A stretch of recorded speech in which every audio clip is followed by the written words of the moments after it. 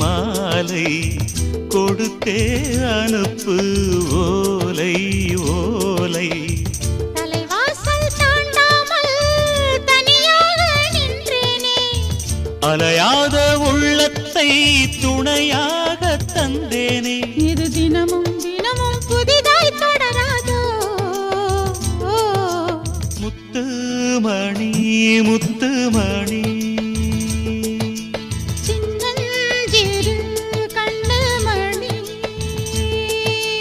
தாவணியாடும் ஓர் லாவணி பாடும் அருந்ததி பார்க்கும்